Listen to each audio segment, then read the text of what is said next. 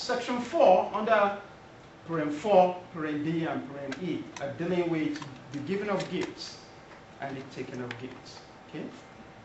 You should know what your school board policies are on how much you can accept as a gift and how much you can give as a gift.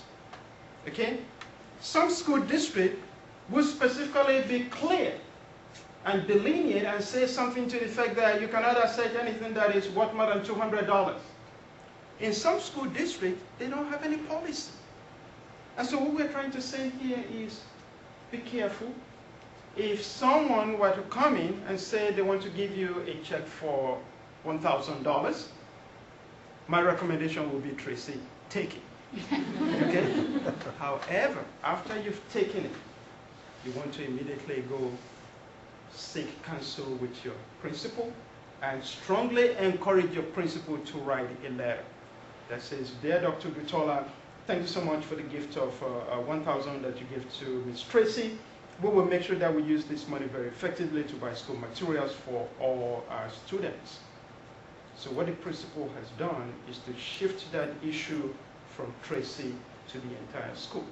So if I had an ulterior motive for giving you $1,000, I couldn't come back to you once I have received that letter.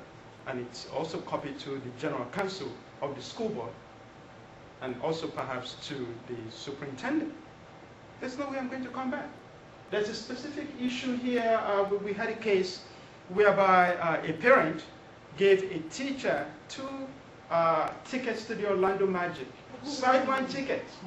You know, each one of those tickets is very, very expensive. They're talking about $500–600 a pop. It's probably more expensive now. And so about 2 weeks later, the parent came back and said, "Miss Tracy, you know, my son has a C average in your class. Is there something you think you can do to change that to an A?" I said, "Wait a minute, Dr. Gutola, I can't do that. I can't just," and she said, "Well, how about all those tickets that I gave you?" This actually happened. So you need to find a way to protect yourself, you know. Okay, very good. Let's move on. Under parent section 5, section 5 deals with your obligation as an educator to the profession. And when we're talking about the profession, we're talking about the relationship between, you know, each one of you. Teachers of record, educators, your relationship to each other. That is the section that I'm talking about, parent 5, parent A, that says you shall maintain honesty in all your professional dealings. Okay? Let's move on here.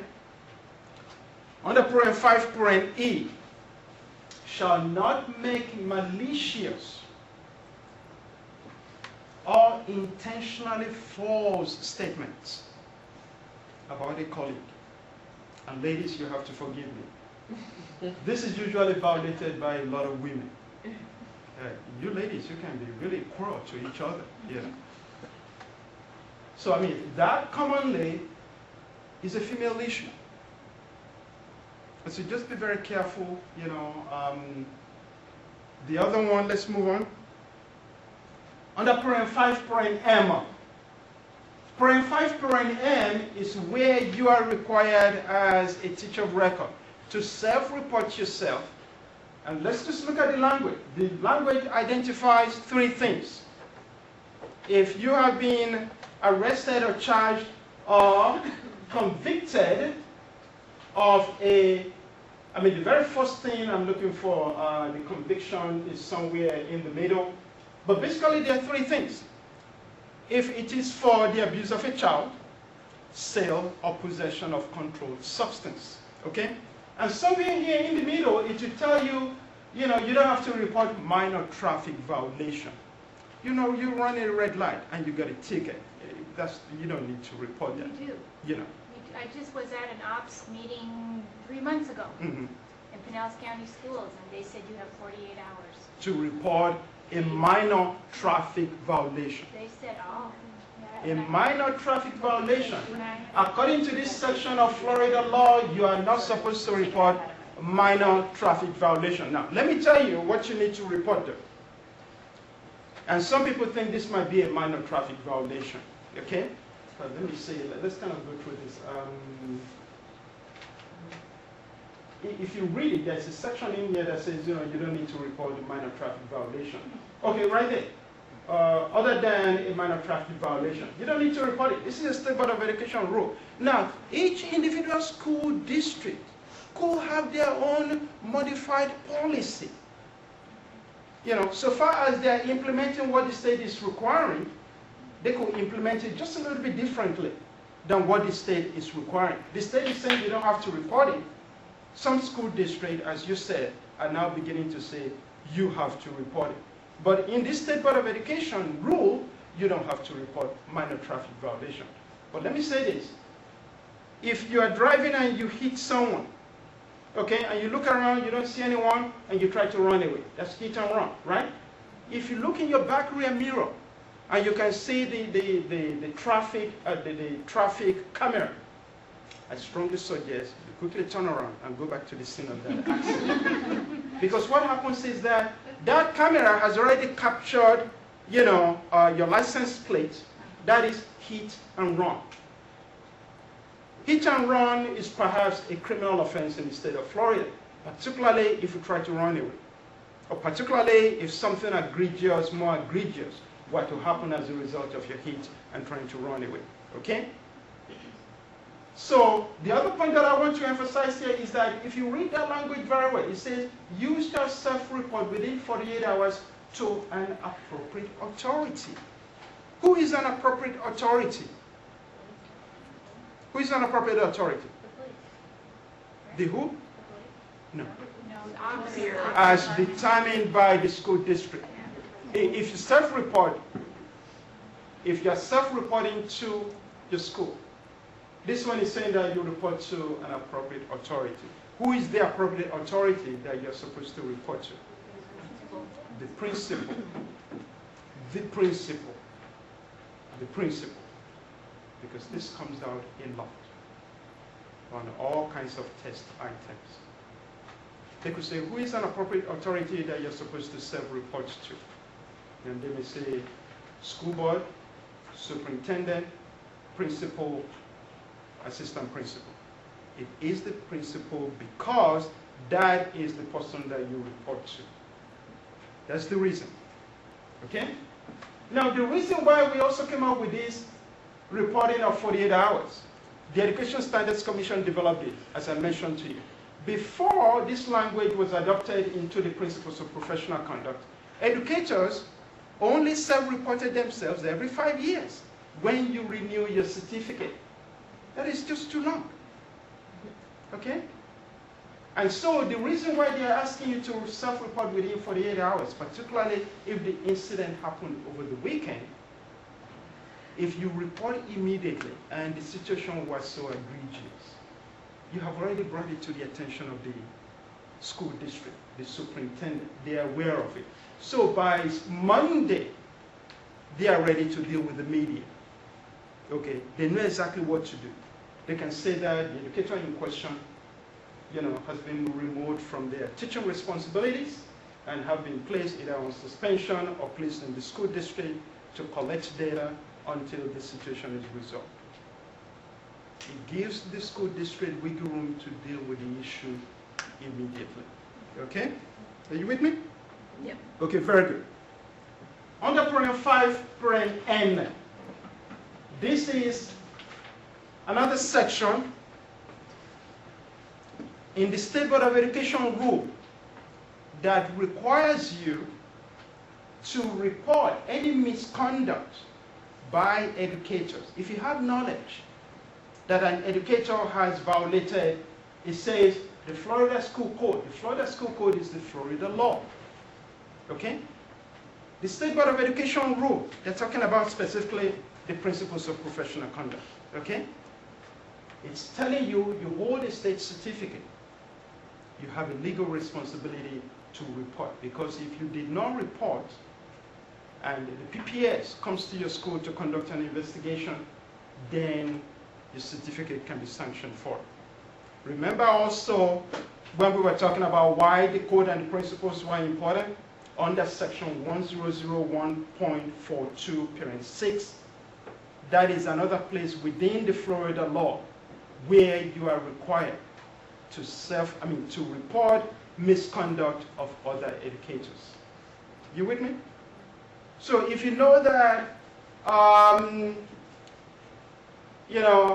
John Doe, this I'm referring to a teacher now, who happens to be a colleague of yours. In fact, let me give you a very specific example. In one of the trainings that I had last week, we had an individual who's currently teaching, but she's taking extra classes, and so she came to the ethics workshop. One of her young teachers invites boys over to his house within his class, boys who are in his class, to his house to play games. That is a no-no. So that is a situation that she knows what that individual is doing. She needs to report it, because that could lead to something else. Just that teacher inviting those kids over to his house, he should not be doing that. And so since she has knowledge that this is happening, she needed to take it immediately and go report to, again, appropriate authority, who is the principal. Okay? And again, if you look under parent 5, parent O, okay, it says right here that if you have reported an educator, they can come back and rate and take reprisal against you. Okay? If Brad reports Keith, right? Keith? Honest, I apologize. Honest. If Brad reports Honest, okay? Honest cannot take reprisal against Brad. Brad is protected. Okay? That's what parent 5O is telling us. Okay? So you are protected when you report. Okay? Okay. Let's go ahead and take 10 minutes. If you will be back 5 minutes to 11, and then we'll continue. Okay, we're going to get started. What I would like to do before we go through the different sections of Florida law, okay? I want to go through the handouts that I have for you, just to be sure that you have everything that that I've provided for you. The first thing that I want to make sure everyone has is a sheet of paper that has the 19 different sections of Florida law. Okay? Everyone has that. It's in your packet of materials. There you go. There you go. Okay? Now let me just quickly say this. If you Google online sunshine, okay, write this down. Online sunshine. And you just Google that. That will take you to the section of the Florida law, Florida statutes. And so if you want to read more about any section of this Florida statutes, you just go down and you find that number, you click on it, and you have it. Okay? The next thing that I have for you is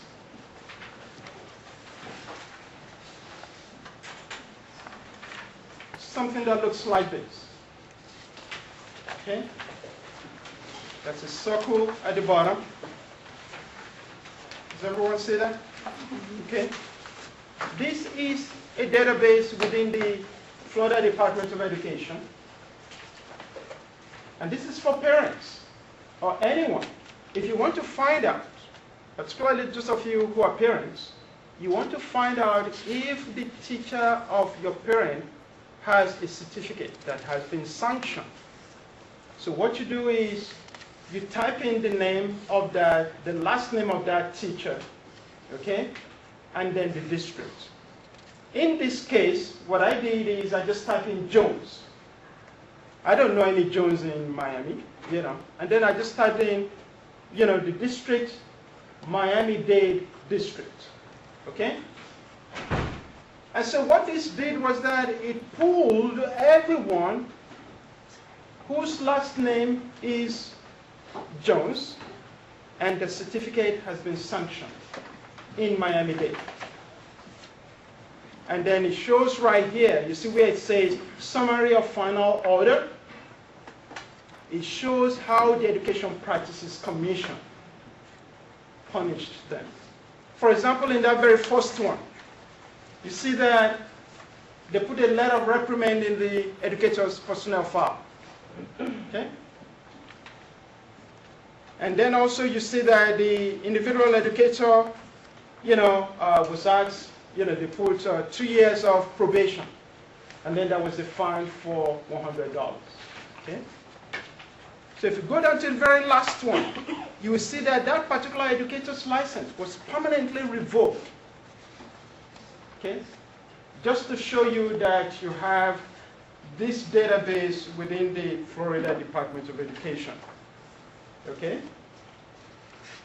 You have nephews, nieces in Florida, and you want to find out if any of their teacher's certificate have been sanctioned, just type in the last name of the teacher, this school district where they are. If nothing has happened, it will just tell you couldn't find anything. If something has happened, it will pull it out for you. Okay? Okay, very good. The other thing I want to show you is right here, I have provided for you the Florida Department of Children and Family Services State Abuse Hotline. And it has the toll-free number. Okay. Every single educator should have a copy of this. Everyone sees that? Okay, very good. The other thing that I have provided for you is section 1012.315 of the Florida law. And I have provided that for you in its entirety.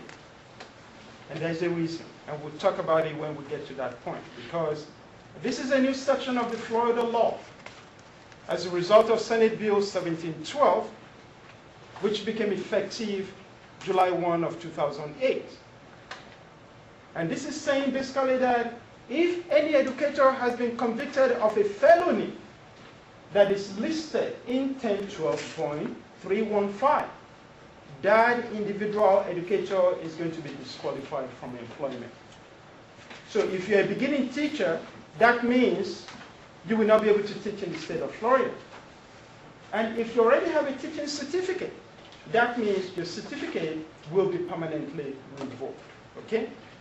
When we get to this section, we'll talk more about it. But you've got to keep this because this is going to be coming up throughout your profession. All this information that I've provided for you, you need to keep it. Okay? And again, a lot of school districts are now requiring educators to have some knowledge of what is required at the state level. And that is part of what I'm doing for you here.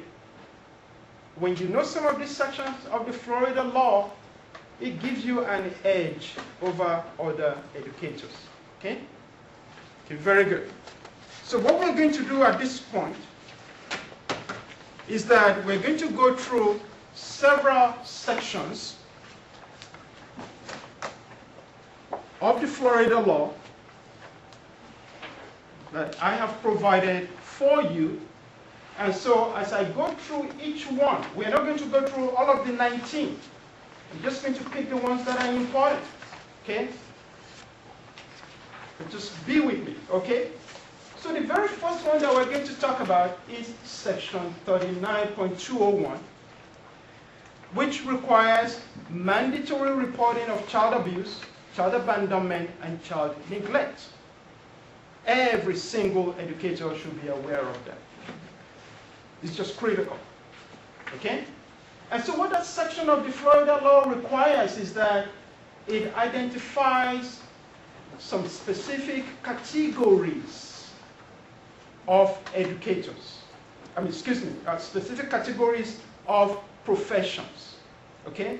That if those individuals within this category of professions that are listed in this section of Florida law, if they report child abuse to the state hotline, you have to identify who you are by name. Okay? And what are some of these professions that we're talking about? They identify teachers. Okay? They also identify people who are working in daycare centers. If you're a social worker, you call the state hotline or other administrative type within the school district. They call the state hotline. You have to identify who you are by name. Okay? Other professions include law enforcement officers, police, sheriff. If you have a judge that calls the state hotline, they have to identify who they are by name. And also physicians when they call the state hotline. So these are some of the individuals, and as I said before, teachers. If they call the state hotline, they have to identify who they are by name. However, all the information that you have provided for the state hotline are confidential information. Okay? Question. And what's your name, please? My name is Kathy. Kathy. Why is it important for teachers and the other people you mentioned to identify yourself by name? Because it's a requirement of that section of Florida law. It did not give a reason. Okay. That's just one. It's a requirement of that section of Florida law. Okay. Because again, if you look at the nature of what these people do, for example, you take teachers. You see, you notice that John Doe comes in all the time. He has all kinds of bruises. Do you suspect an abuse? And so it also depends on the kind of clientele that you deal with. Social workers, they counsel people, they counsel students, if they work within the K-12 system, okay? Physicians, there are times you go to your physicians and you confide in them. It's the nature of what you do. So that's another way to put it, apart from the fact that it is a requirement of that section of Florida law, and that's why you have to do it. My name is Patty. Patty. If you came down to having to report a situation like that and everything, and your name is there, now does the family, I know like if you were just any person out in the general public and you called in, a suspecting child abuse, they don't have your name on record or anything like that. As a teacher, would the parents or the family have any recourse to come back on you and say, hey, well, how dare you do that, or come looking for you? Would they know your name? If you have reported in good faith,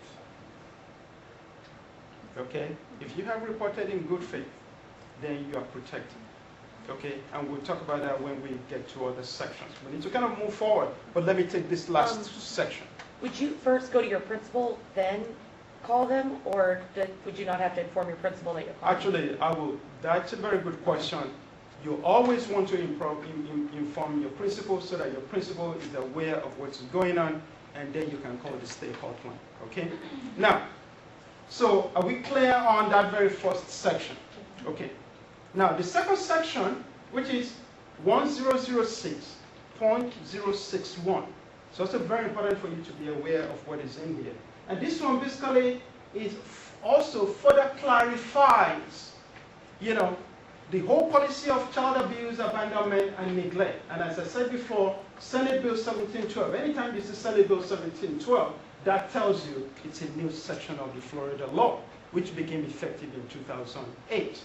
And so this section basically requires school board employees, the school board itself, to come up with what they refer to in this section of Florida law, to come up with a notice, okay?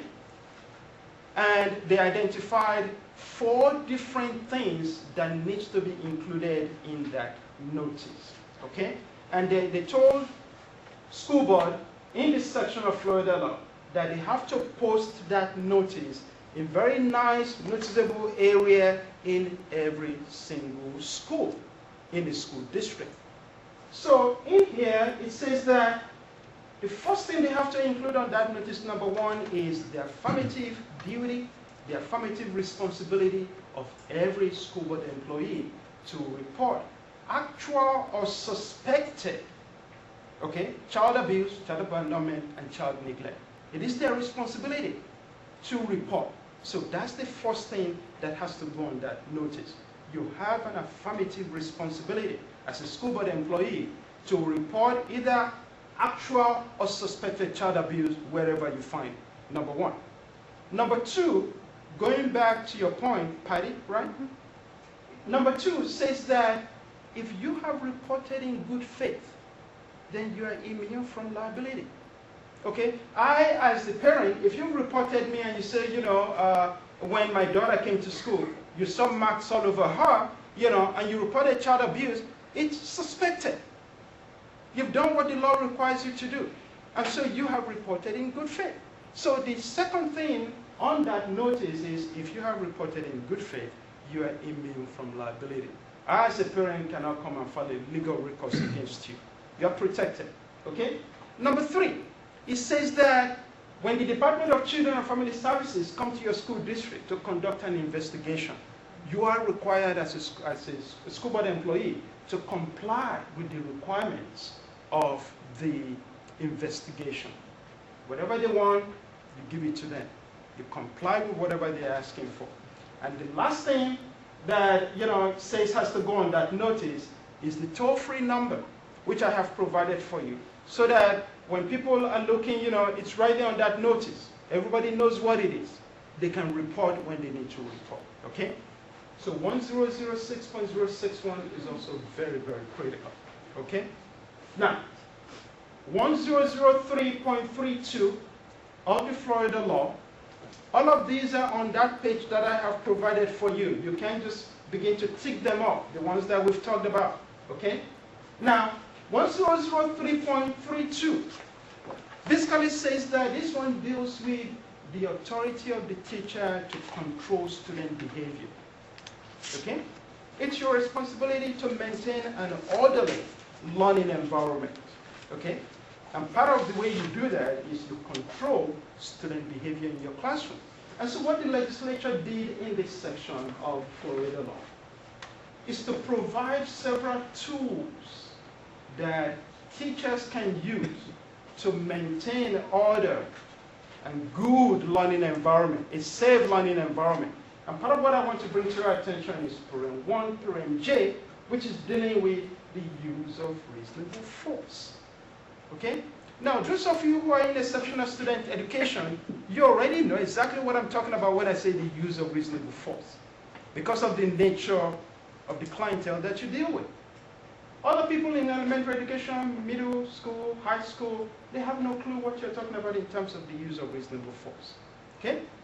And so basically what I'm saying right here is that when you finally become a teacher of record and you have been hired, you need to ask your principal, what is the use of reasonable force training that is provided by the school district? Because every single school district is required to provide training for all school board employees, not only teachers or administrators, all school board employees, including drivers, janitors, on the use of reasonable force. Okay? Let's move on here. Okay? Under section 794.091, this is also very important. And again, as you've seen, it's a new section of the Florida law. Okay? And this one is basically telling us how you can lose your retirement benefits. Okay? Now, this one is basically saying that if you have been convicted of a felony, okay, and they found out that, and it is found out that the offense that led to the conviction of a felony actually took place when you are a public officer or a public employee. That's number one. Number two, they found out that you abused the privileges, the powers of your position. And the victim of that abuse and of the conviction of a felony happens to be a minor. This is usually dealing with the issues dealing with sex, And so what this is basically saying that if all these three things have been met, then the Department of Management Services in Tallahassee can decide to confiscate your retirement benefits. Can you imagine? You have worked for over 30 years, and someone is going to take your retirement benefits. What do you live on? You know. And again, remember now, if you really look at this, this is not only dealing with educators within the K-12 system. It's everyone that works in a public institution. So even including those of us who are here at St. Petersburg College, because St. Petersburg College is a public institution. Okay? Questioning, please. Caitlin. Caitlin. My question was, is this, does this happen in Nexus states as well, this kind of thing? I really can't answer that question because this is a new section of Florida law. I can only, talk about what happens here.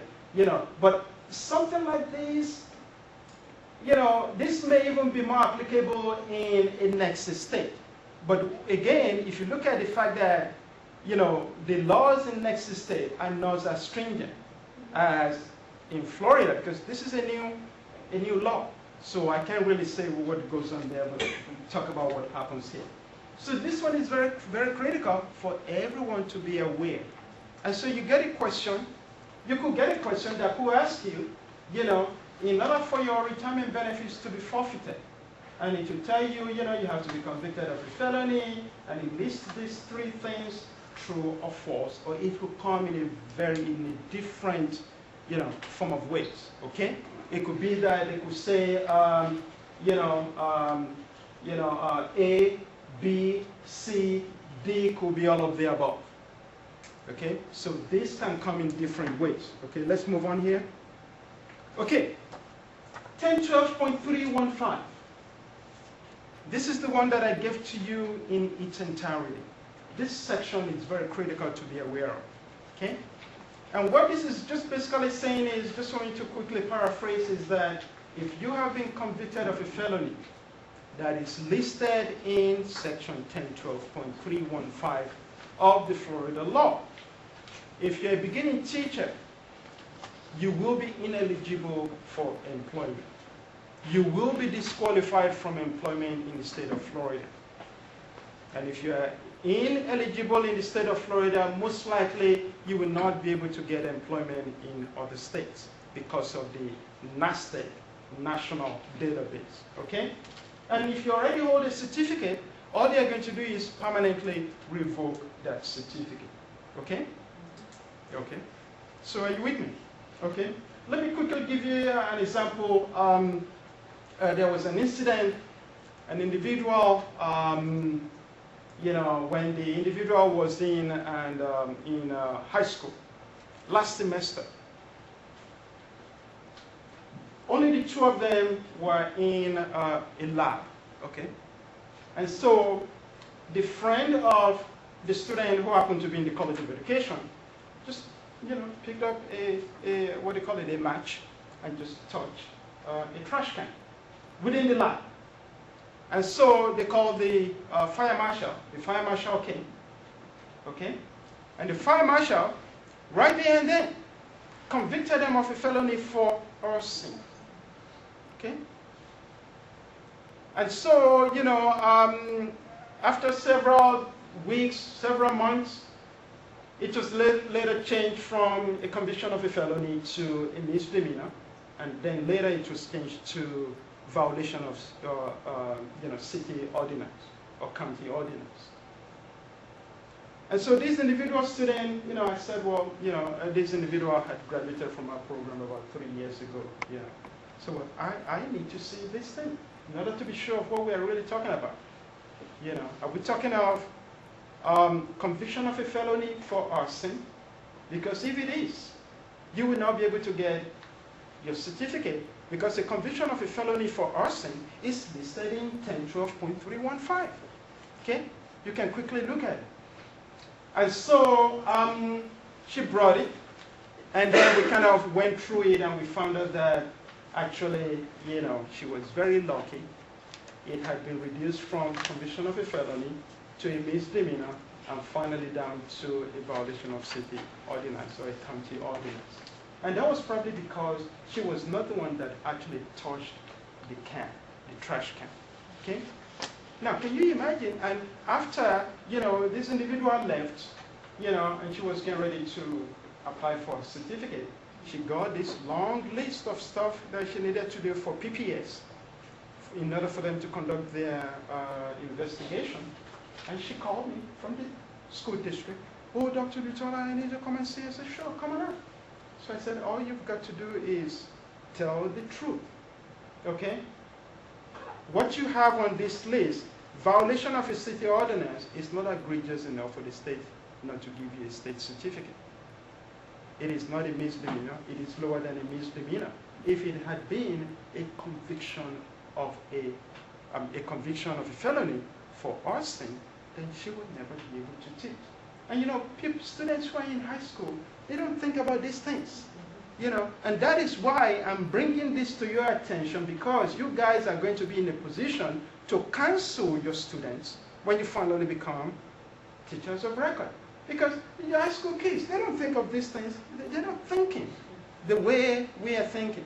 They're thinking, oh, we're just having fun, And this was really interesting, because I was saying to myself, and I even called the Florida Department of Education, because I used to work with all these people.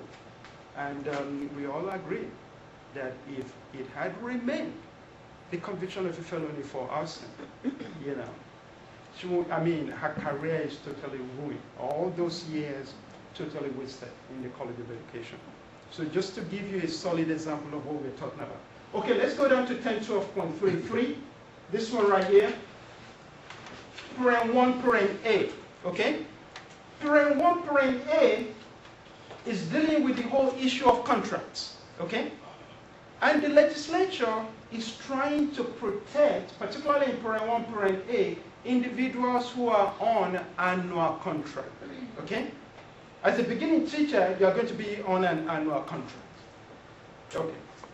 So what happens here is that in parent 1, parent A, the legislature indicated that there has to be just cause for dismissal that must be placed within your contract.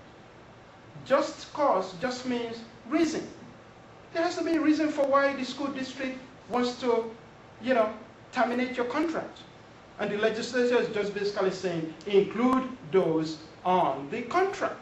And so under parent 1, parent A, this section of Florida law tells us what just cause is. But it's also clarified that these are not limited to. So hear me out. You may want to write this down. The first one is misconduct in office. Misconduct in office. Okay? The second one is incompetence. So just write down just cause for dismissal from school district employment. Number 1 again, misconduct in office. Number 2, incompetence.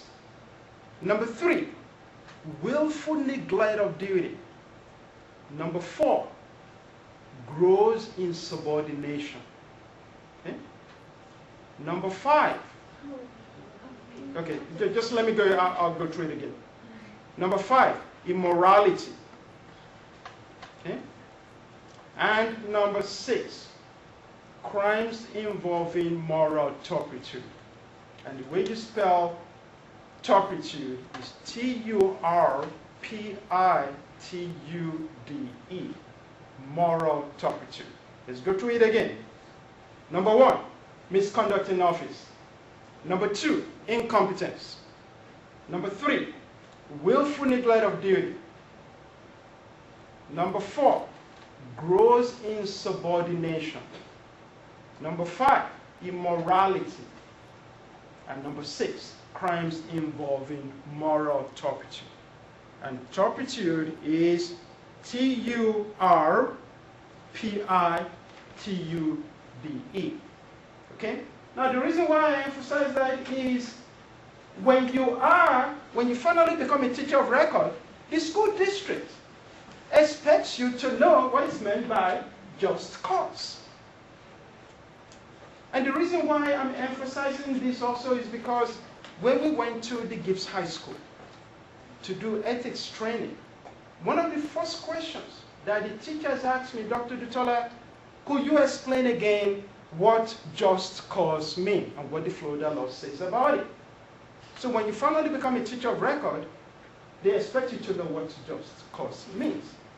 Because those are the reasons for which the school district can terminate your contract.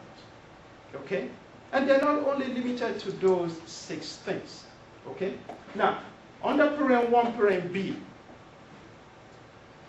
still under section 1012.33, under parent 1, parent B, your first 97 days of your employment in any school district is your probationary period. Okay?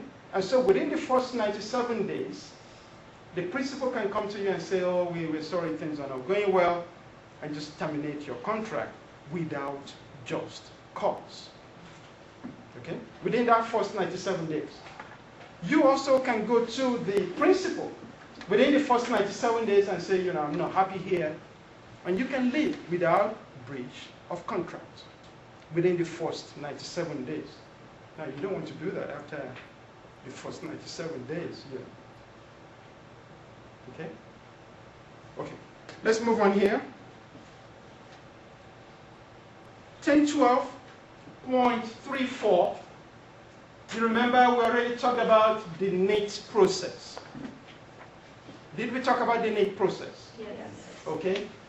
You find it under section 1012.34, parent 3, parent D. Okay. Now, if you go under parent 4 defines for us what is meant by incompetence in the state of Florida. And so what parent 4 says is that if you have received 2 consecutive unsatisfactory evaluations, last year your evaluation was unsatisfactory, this year your evaluation was unsatisfactory, then you are incompetent. And so what do we do is that the school district will then report you to the Professional Practices Services for incompetence. Okay? And so that's what incompetence means. Okay? Now, let's go down to section 1012.795. And this section is very important because this is the section that gives the Education Practices Commission its authority to sanction your certificate. Okay? Under parent 1, it states that the Education Practices Commission can suspend your certificate for up to 5 years. They can suspend it for 1, 2, 3, but they cannot suspend it for more than 5 years. Okay? They can also revoke your certificate for up to 10 years. Okay? They can revoke it for 1, 2, 3, but it cannot exceed 10 years. Okay?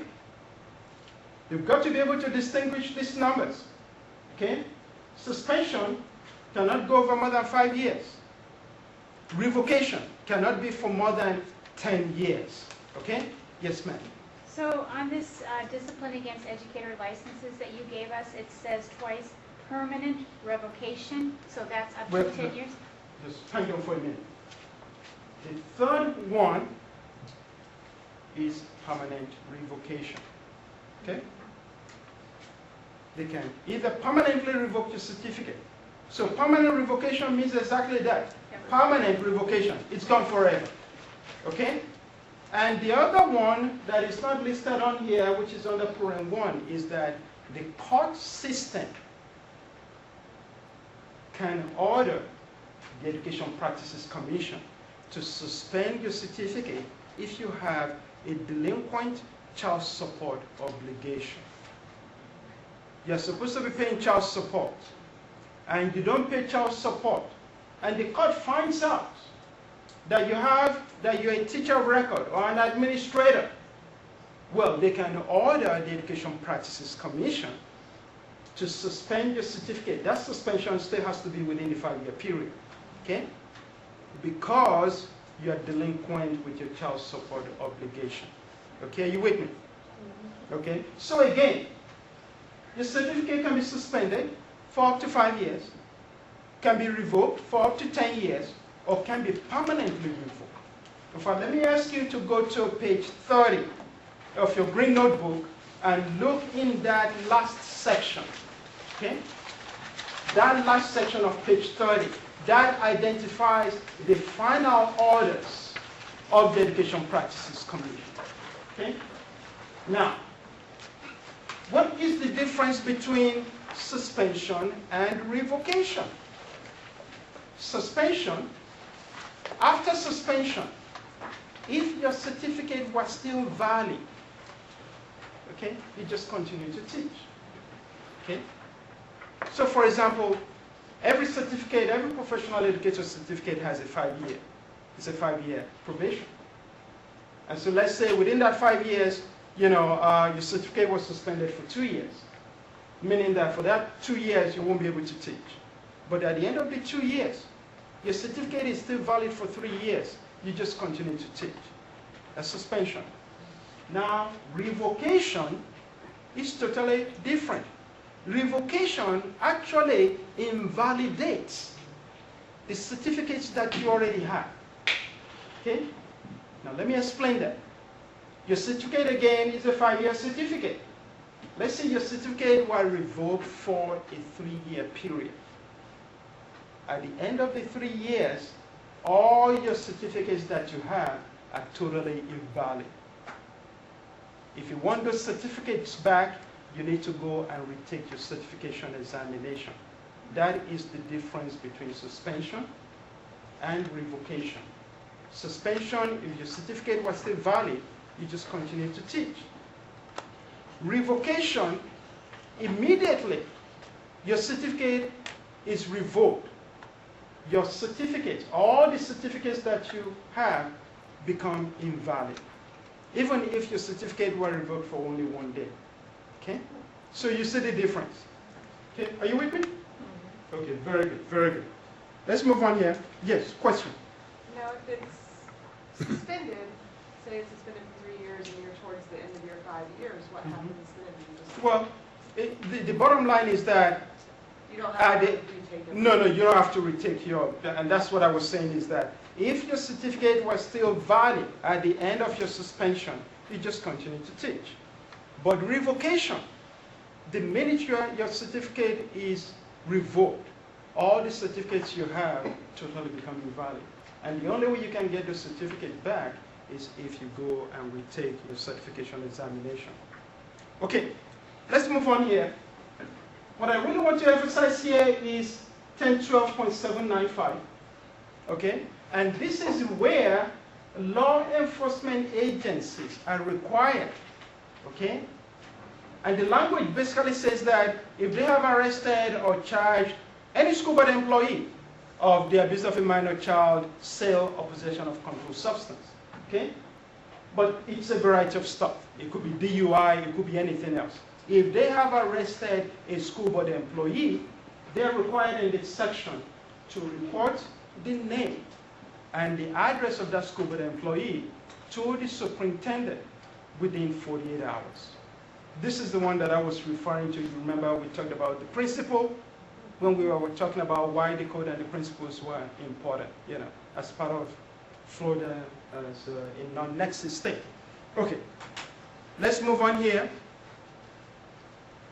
1012.798, talking about the Recovery Network Program, is very important for every educator to be aware of, okay?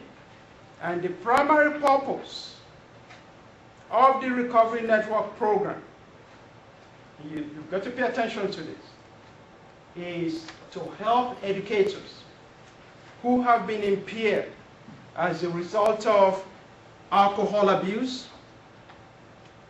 drug abuse, or mental condition.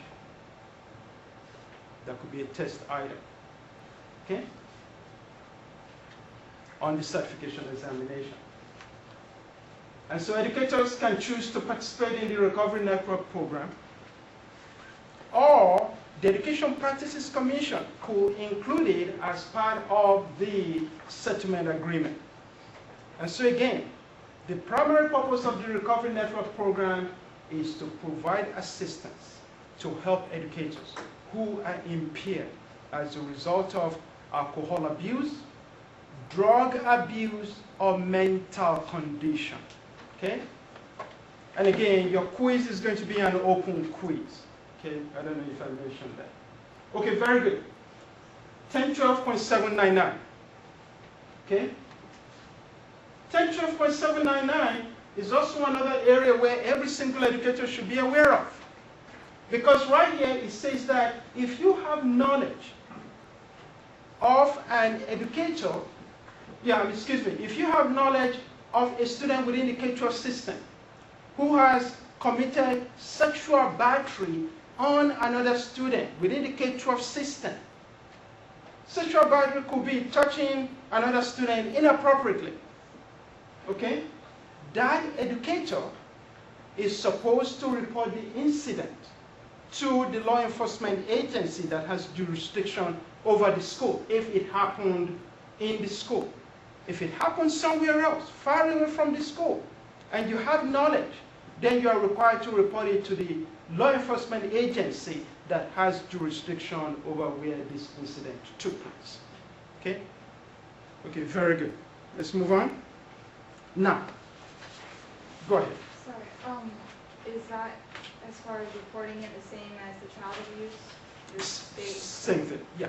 Well, this one doesn't say that you've got to identify your name. It just says that you have to report it to the law enforcement agency that has jurisdiction over whether it's jurisdiction over the school or where the incident took place. But I'm sure that they will want to get your name also. Yeah. Okay, now, let's just spend just about maybe 2 minutes on the whole issue of expunged and sealed records. Because this is where a lot of educators misguide educators. This is where a lot of attorneys misguide educators. Okay? So what I'm going to show you right now is the exact language under 943.0585, which is dealing with expunged records. It's the same language in expunged and sealed records. So let's see what it says. This basically says that if you are the person that has an expunged or sealed record, okay? It's saying that, go down here. You may lawfully deny or fail to acknowledge the information in your expunged or sealed record. We see right there where it says except. Do you guys see that? Okay, that's where a lot of attorneys misguide educators. And so let's see what that means. It says except. Okay, this is saying that except if you are going to be seeking employment or licensure from the Department of Children and Family Services or the Department of Juvenile Justice or the Florida Department of Education or any school district school board, which also includes charter schools, because charter schools are public schools, okay? And also in here, private schools that take scholarship students. And so what this is telling us is that if I go back to, let me just quickly go back. What this is telling us is that, give me 1 second, is that if you're seeking employment in, let's say, Sam's or Walmart, and on the application form it says, do you have a expunged or sealed record? You can legally say no. That's what this is saying. You may lawfully tell a lie. That's exactly what it's saying. But it's telling us, but be careful. If you're going to be dealing with some specific state agencies, and it lists 3 for us, the Department of Children and Family Services, okay? The Florida Department of Education, the Department of Juvenile Justice, all of your sealed and expunged records will come up for the state agencies. Particularly after you have conducted your fingerprinting, it will come up for the Florida Department of Education. Okay, are you with me? Okay, very good, very good. Very good. What I want to do at this point, you all remember Ms. Jones? Let's find out how the Education Practices Commission sanctioned Ms. Jones's certificate. Okay? So Ms. Jones was so embarrassed, she decided to resign. Okay? And so what happened in this case was that her certificate was revoked for a 10-year period. Okay? And then, so what that means is that for a 10-year period, Ms. Jones will not be able to teach. At the end of 10 years, she will need to go, if she was still interested in teaching, she would need to go retake all her certification examination. If she passed them, then she will need to find a school district that will employ her. And then after she has found a school district that employs her, that is when the probation will become effective. See right here, they established a 5-year probation. The condition for probation is employment. Because the Education Practices Commission will be requiring the principal and someone at the superintendent level to be reporting to the Education Practices Commission on a regular basis on what is going on with Ms. Frank. Okay? Okay, very good. So after 10 years, she has to recertify. Then after the 5 years, she has to renew. Is that right? Yeah, after the 5 years, she has to renew. Everybody renews every 5 years. Okay, let's move on. What I want to do at this point is I'm going to divide you guys into, let's do 3 groups. I want everyone on this section to be group 1. From here, Tracy, front, group 2, group 3. James, your group? 3. Okay?